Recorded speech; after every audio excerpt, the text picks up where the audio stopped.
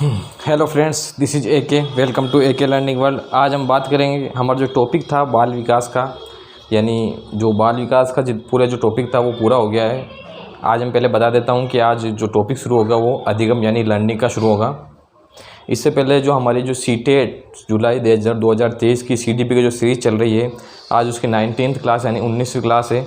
इससे पहले हम जो पढ़ा बाल विकास का सामान्य परिचय, उसके अलावा बाल विकास में विकास एवं वृद्धि यानी डेवलपमेंट एंड ग्रोथ के मध्य अंतर, और उसके अलावा क्या सीखा हमने, उसके अलावा उनके बारे में जो संपूर्ण जानकारी होती है डेवलपमेंट और ग्रोथ के बारे में, उसके बारे में जानकारी प्राप्त की।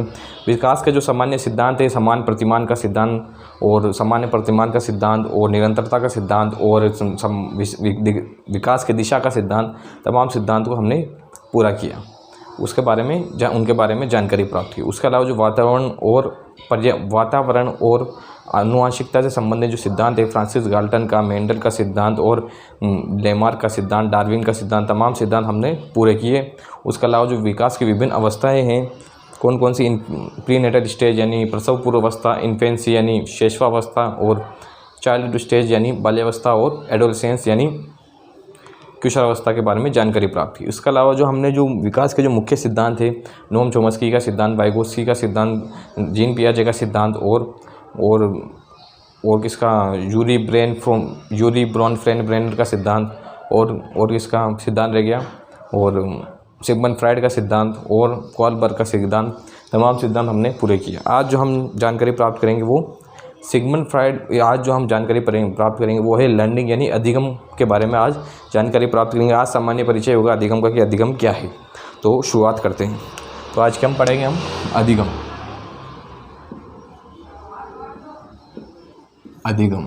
यानी लर्निंग। अब अधिगम या लर्निंग क्या है? अधिगम या लर्निंग क्या? अधिगम का जो शाब्दिक अर्थ है वो है, लर्निंग का शाब्दिक अर्थ है वो सीखना। क्या है शाब्दिक अर्थ? शाब्दिक अर्थ है सीखना।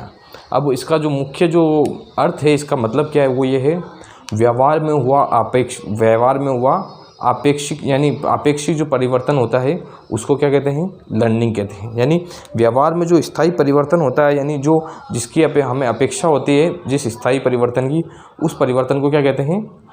अधिगम कहते हैं। अब सामान्य रूप से आपको एक परिभाषा दिखा देता हूँ। अधिगम में हुआ जो अधिगम का सीधा अर्थ ये है कि व्यवहार में हुआ स्थायी परिवर्तन, यानी व्यवहार में आप स्थायी जो परिवर्तन होता है उसको अधिगम कहते हैं। अब स्थायी परिवर्तन कैसे? जैसे पुराने ज़माने में जैसे हमारे बहुत सारे जो अलग अलग क्षेत्र में जो होते हैं उनको पहले सही तरह से कपड़े पहनने की नॉलेज नहीं थी, तो धीरे धीरे उनमें स्थायी परिवर्तन हुआ, उनमें अधिगम यानी वो सीखे अलग अलग, उनमें कपड़े पहनने की सही तरीका गया। उसके अलावा देखें कि जब छोटा बच्चा होता है तो उनमें सही चलने की सही तरीका नहीं होता है, तो धीरे धीरे सीख कर वो चलना सीखता है।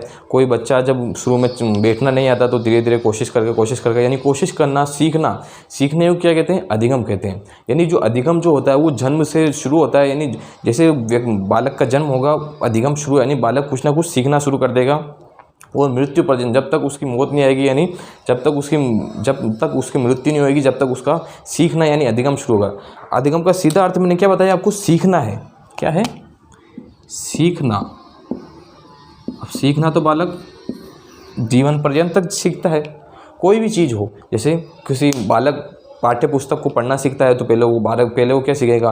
क पढ़ेगा, यानी पहले जो अक्षर ज्ञान सीखेगा, फिर शब्द ज्ञान सीखेगा, फिर वाक्य ज्ञान सीखेगा, सभी वो सीखेगा। जैसे कोई बच्चा कोई मैथमेटिक्स सीखता है तो पहले उसको संख्या ज्ञान यानी नंबर सिस्टम को समझना आना चाहिए, फिर बाद में उसमें जो संक्रिया नियम यानी जोड़ बाकी गुणा भाग उसको आना चाहिए, फिर बाद में धीरे धीरे अलग अलग जो नियम रूल यानी जो सिद्धांत आते हैं उनको सीखना पड़ता है। यानी जो सीखने की जो क्रिया होती है उसी को क्या कहते हैं? अधिगम कहते हैं। अब ये मैंने बताया, ये क्या है? जन्म से मृत्यु पर्यंत तक चलता है।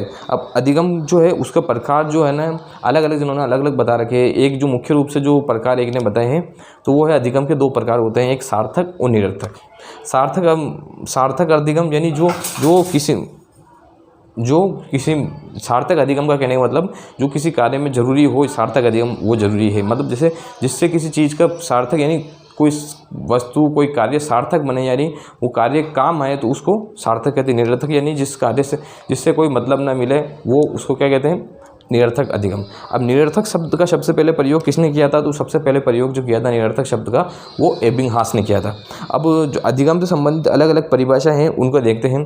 अब जैसे गेट्स ने बोला अनुभव एवं प्रशिक्षण के द्वारा व्यवहार में परिवर्तन, यानी व्यक्ति जब अनुभव करता है, अनुभव करते हैं यानी अब जैसे बालक जैसे कोई रास्ते में चल रहा है, अब वो सीधा चल रहा है लेकिन नीचे नहीं देखा और एक पत्थर आया, पत्थर के कारण वो गिर गया तो अब उसको अनुभव हो गया कि नीचे देख के चलना है, नीचे कोई पत्थर आ सकता है नहीं तो हम गिर सकते हैं। तो अनुभव के द्वारा होगा, प्रशिक्षण के द्वारा, यानी कोई सिखाता है कि कभी भी चलना हो तो नीचे देखकर चलना चाहिए, ये सीखना, या कोई किताब पढ़ाना या कोई शिक्षा देना, ये सब क्या है, इससे जो सीख मिलेगी, इससे जो सीखना होगा वो क्या होगा, प्रशिक्षण के द्वारा जो अधिगम होगा वो होगा।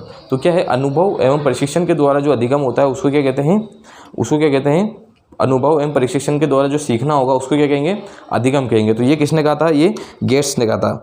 अब क्या है, व्यवहार, स्किनर ने क्या कहा, व्यवहार में उत्तरोत्तर सामंजस्य, यानी व्यवहार जो है उसमें उत्तरोत्तर, यानी हम आगे से आगे सामंजस्य, यानी एक सामंजस्य, यानी किसी में तालमेल जो बिठाते हैं ना, उसमें व्यवहार में कैसे, अब कोई जैसे कोई गुस्सा वाली प्रवृत्ति का है, कोई क्रोध वाली प्रवृत्ति है तो उससे सामंजस्य बिठाने, यानी उसके सामने हम एक शांत प्रभाव रहेंगे तो उसका गुस्सा शांत होगा, तो उससे जो सामंजस्य बिठाते हैं उसमें उत्तरोत्तर जो परिवर्तन होता है, उत्तरोत्तर जो प्रक्रिया है सामंजस्य की, उसको क्या कहते हैं, अधिगम कहते हैं। अब क्या है, क्रो एंड क्रो, आदत ज्ञान अभिवृद्धि ही, आदत ज्ञान अभिवृद्धि का अर्जन की प्रक्रिया क्या, अधिगम है। अब इसमें क्या है, क्या बताया उन्होंने, आदत ज्ञान अभिवृत्ति का अर्जन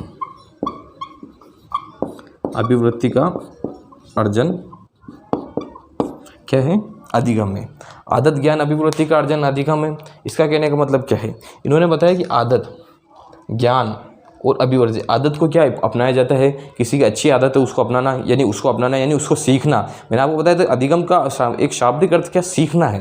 तो आदत का जो सीखना, यानी किसी की आदत को सीखना को क्या है, आदत। ज्ञान को सीखना, ज्ञान को अपने अंदर समाहित करना, ज्ञान का निर्माण करना, वो क्या, अधिगम है। अभिवृत्ति यानी किसी कार्यशैली को सीखना, उसको क्या, उसका अर्जन क्या कहलाता है, अभिवन, यानी उसको जो अर्जित करना, यानी उसको एक्सेप्ट करना, उसको अपने अंदर अर्जित करना, उसको क्या कहते हैं, अधिगम कहते हैं। तो ये किसने कहा था, ये क्रो ने कहा था।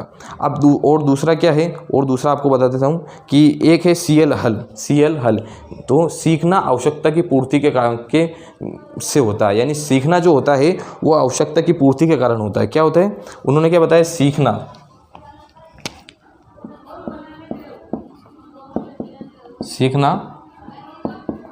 आवश्यकता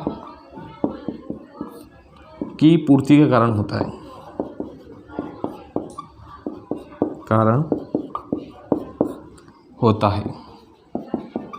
अब ये कैसे है कि सीखना आवश्यकता की पूर्ति के कारण होता है, यानी सीखना कोई भी वस्तु, इन्होंने बताया कि आपने देखा होगा सामान्य तौर पे कोई भी बालक कुछ भी सीखता है तो आवश्यकता की पूर्ति के कारण, यानी अब बालक पढ़ता किस लिए है, उसकी आवश्यकता क्या है कि वो अगली क्लास में चले जाए, वो ज़्यादा से ज़्यादा आगे पढ़ के कुछ जैसे कोई बालक डॉक्टर बनना चाहता है, कोई इंजीनियर बनना चाहता है, कोई टीचर बनना चाहता है, तो वो क्या, उसकी आवश्यकता है, उसकी आवश्यकता की पूर्ति के कारण वो पढ़ता है। आप देखिए कि जब बालक जो है जैसे 4th क्लास में है तो बालक, इन्होंने क्या बताया, आवश्यकता की पूर्ति, बालक जब तक वो 4th क्लास में होता है तो वो पढ़ता है, जब तक उसके एग्ज़ाम नहीं होते वो पढ़ता है। जैसे ही उसके एग्ज़ाम होते हैं उसके दूसरे दिन आपको मालूम होता है वो खेलने लग जाता है, वो पढ़ाई पे इतना ध्यान नहीं देता है। तो इन्होंने ये बताया, सीखना आवश्यकता की पूर्ति, यानी उनकी जो बालक की या किसी भी की आवश्यकता होती है उसके कारण बालक सीखता है। जैसे आपको मालूम होता है, जैसे बालक, जो कोई भी व्यक्ति गाड़ी चलाना क्यों सीखता है कि उससे कोई काम पड़ जाए तो वो गाड़ी चलाकर जा सके। तो इन्होंने क्या बताया, सीखना जो है आवश्यकता की पूर्ति के कारण होता है। अब देखो अगला किसने कहा, अगला एक क्या है, गिलफोर्ड ने, व्यवहार के द्वारा व्यवहार में परिवर्तन, व्यवहार के द्वारा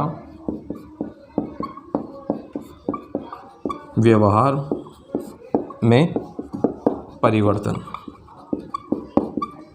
किसने कहा था, गिलफोर्ड ने कहा, व्यवहार के द्वारा व्यवहार में परिवर्तन, यानी व्यवहार के द्वारा हमारे जो व्यवहार है उसके द्वारा व्यवहार में परिवर्तन, यानी हमारे व्यवहार में जो परिवर्तन होता है जिस सीख से, जैसे हम जो पहले हमने जैसे बहुत सारे जब छोटे होते हैं उन्हें बोलने के हमें इतने हमारी नैतिकता में कमी होती है। आपको मालूम है कि जब बच्चा छोटा होता है उसकी नैतिकता में कमी होती है। तो व्यवहार में जब आपने देखा होगा धीरे धीरे बालक जब बड़ा होता है तो उसके व्यवहार में परिवर्तन आता है, वो दूसरों का दूसरों का बड़ों का सम्मान करने लग जाता है, छोटों से प्रेम करने लग जाता है। उसमें क्या एक व्यवहार, एक जो संस्कार आने लग जाता है, उसके व्यवहार में परिवर्तन आने लग जाता है। कोई भी बड़े आते हैं तो उनका आदर करता है, उनका सम्मान करता है। तो क्या है, व्यवहार के द्वारा व्यवहार में परिवर्तन, यानी खुद व्यवहार के द्वारा जो व्यवहार में जो परिवर्तन होते हैं उसको क्या कहते हैं, अधिगम कहते हैं। अब देखिए जो मुख्य, लगभग ये जो मुख्य रूप से ये परिभाषाएँ थी। अब देखो अधिगम की शर्तें क्या है कि अधिगम की शर्तें, यानी अधिगम कैसे होगा, किस कौन सी चीज़ें उपयोगी है, कौन सी चीज़ें जरूरी है जिसके कारण अधिगम होगा।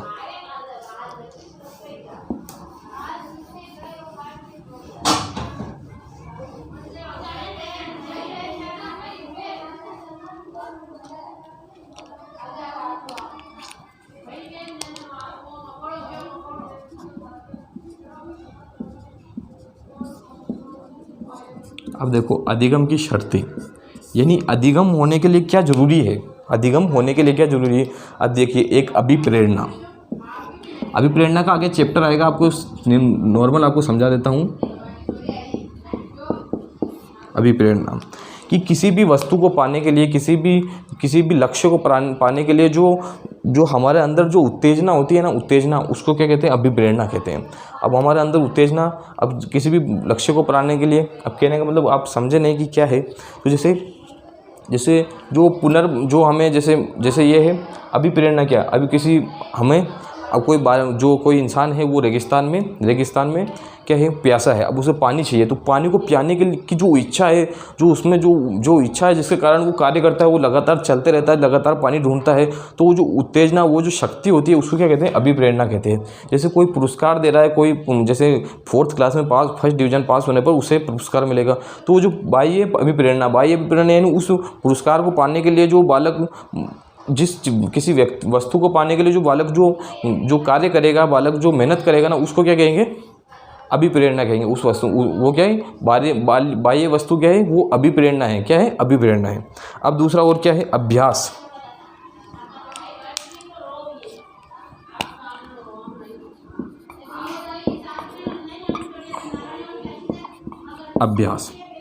अब देखिए अभ्यास क्या है, अभ्यास क्या है।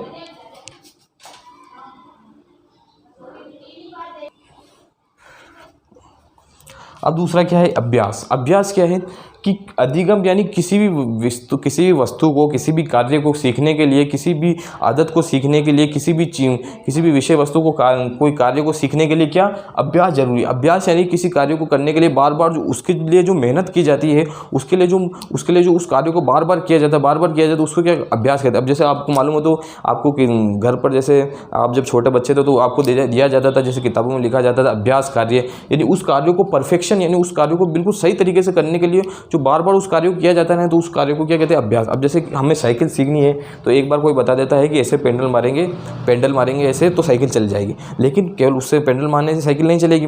अब क्या होगा, उसमें आपको बार बार कोशिश करनी पड़ेगी। एक बार आप गिर जाओगे, या दूसरे गिरने की कोशिश, एक बार गिरने लगोगे या गिर जाओगे, 2 बार गिर जाओगे, धीरे धीरे आपकी जो कार्य में वो परफेक्शन आने लग जाएगी, यानी सटीकता आने लग जाएगी, एक बिल्कुल सही तरह से कार्य करने लग जाओगे। तो किसके माध्यम से, अभ्यास के माध्यम से। उस कार्य को बार बार करना, किसी कार्य को बार बार करना क्या कहलाता है, अभ्यास। जिसकी वजह से आप क्या साइकिल चलाना सीख जाओगे। आप किसी भी, जैसे आपकी राइटिंग सुधारनी है, तो आपको किसी ने, जैसे टीचर ने एक अच्छी सी राइटिंग में लिख के दे दिया कि इसको आप लिख के देखिए, तो आप एक बार लिखोगे तो आपकी राइटिंग थोड़ी सही नहीं आएगी, थोड़ी धीरे धीरे तो इतनी सही नहीं आएगी, फिर दूसरी बार लिखोगे, तीसरी बार लिखोगे, चौथी बार लिखोगे, 5वीं बार लिखोगे, धीरे धीरे आपकी जो राइटिंग है उसमें बिल्कुल परफेक्शन आ जाएगा, बिल्कुल आपकी साफ राइटिंग आने लग जाएगी। किस कारण, क्योंकि आपने अभ्यास किया है, उस कार्य को बार बार किया, उस कार्य में आपने जो गलती है उसको सुधार कर वापस बार बार कार्य किया, तो उसको क्या कहते हैं, अभ्यास कहते हैं। तो अभ्यास जो सीखने के लिए, यानी अधिगम के लिए अभ्यास बहुत जरूरी शर्त है। तो और तीसरा क्या है, अब तीसरा क्या है, तीसरा है बहुप्रतिक्रिया।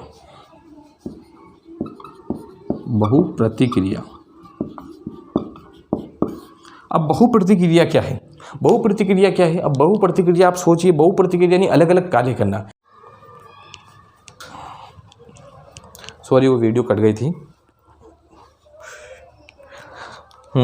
तीसरा पॉइंट क्या है, बहु प्रतिक्रिया की, यानी किसी भी कार्य को करने के लिए जो अलग अलग हम तरीके उपयोग करते हैं जिसके माध्यम से हम उस लक्ष्य को प्राप्त कर सकें, तो उसे क्या कहते हैं, बहु प्रतिक्रिया। उसके माध्यम से हम क्या है, अधिगम को, यानी अधिगम अच्छी तरह से हमें अधिगम होता है किसी भी कार्य को, नहीं कोई कार्य जिससे हम जल्दी से जल्दी उस कार्य को जल्दी से जल्दी उस लक्ष्य तक पहुंच सके, कोई सही कार्य, तो उसको क्या कहेंगे, बहु प्रतिक्रिया कहेंगे, अलग अलग कार्य करना, अलग अलग तरीके। फोर्थ क्या, पुनर्बलन। पुनर्बलन यानी किसी भी कार्य, कोई बालक या कोई व्यक्ति कोई कार्य कर रहा है तो उसे जो उत्साहित करते हैं, उसे जो उस कार्य को करने के लिए उत्साहित करते हैं, उसको क्या कहते हैं, पुनर्बलन करते हैं। अब पुनर्बलन जो होता है वो दो तरीके का होता है। अब पुनर्बलन क्या है, जैसे ये कोई पहाड़ है, इस पर क्या है, एक प्रतियोगिता है कि जो पहले पहाड़ पर चढ़ जाएगा उसको 1 लाख रुपए का इनाम मिलेगा या कोई भी इनाम मिलेगा। तो पीछे से जो आदमी खड़े तक हैं, तो एक कोई चढ़ रहा है तो वो सामान्य रूप से चढ़ रहा है, लेकिन पीछे वाले जो व्यक्ति है वो जैसे तुम चढ़ सकते हो, तो ये जो उनकी आवाज़ है, ये जो उसे उत्साहित करती है, उसको क्या कहेंगे, पुनर्बलन कहेंगे। दूसरा पुनर्बलन क्या है, जो पैसे है या जो इनामी राशि है उसको प्राप्त करना, उसको क्या कहेंगे, पुनर्बलन है। पुनर्बलन दो तरीके का होता है, एक होता है आंतरिक, एक होता है बाह्य। आंतरिक पुनर्बलन वो होता है कि हम अपने मन से खुद को ही उत्साहित कर, खुद को ही आप जोश में लाते हैं, खुद को उत्साहित करते हैं कि उस कार्य को मैं कर सकता हूँ। और एक बाह्य पुनर्बलन यानी क्या है, बाह्य पुनर्बलन क्या है, किसी इनाम को पाना, किसी राशि को पाना, किसी पुरस्कार को पाना, वो क्या है, बाह्य पुनर्बलन मिलेगा कि अगर मैं ये करूँगा तो ये मुझे, तो किसी उसको पाने के लिए जो वो कोशिश की जाती है, वो क्या पुनर्बलन होती है कि मतलब कोई बाह्य जो व्यक्ति है वो अपन को उत्साहित करता है, उसको क्या कहेंगे, पुनर्बलन कहेंगे। और जो ये अभिप्रेरणा है वो भी दो प्रकार की होती है। अभिप्रेरणा यानी एक तो आंतरिक अभिप्रेरणा होती है कि उस कार्य को करने के लिए हमारी जो इच्छा होती है, हमारी जो तीव्र इच्छा होती है, उसको क्या कहते हैं, आंतरिक अभिप्रेरणा। जो बाह्य अभिप्रेरणा, जैसे किसी पुरस्कार, इनाम जो होता है वो बाह्य अभिप्रेरणा करते हैं, कि उसको बाह्य अभिप्रेरणा कहते हैं। पुरस्कार, इनाम या ये अलग अलग तरीके जो उसे लाभ पहुंचा सके उस व्यक्ति को, तो उसको क्या कहेंगे, बाह्य अभिप्रेरणा कहेंगे, बाह्य अभिप्रेरणा कहेंगे, जिसके माध्यम से बालक क्या है, उस कार्य को करने के लिए ज़्यादा से ज़्यादा कोशिश करें। तो आज के लिए केवल ये सामान्य परिचय है। कल से हम कल से अधिगम की जो क्लास है उसके साथ में लिखवाएंगे भी और पढ़ाएंगे भी। तो अगर आपको ये वीडियो पसंद आई हो तो वीडियो को लाइक करें, चैनल को सब्सक्राइब करें AK लर्निंग वर्ल्ड, और बेल आइकन को प्रेस करें और ज़्यादा से ज़्यादा शेयर करें। Thank you AK learning world.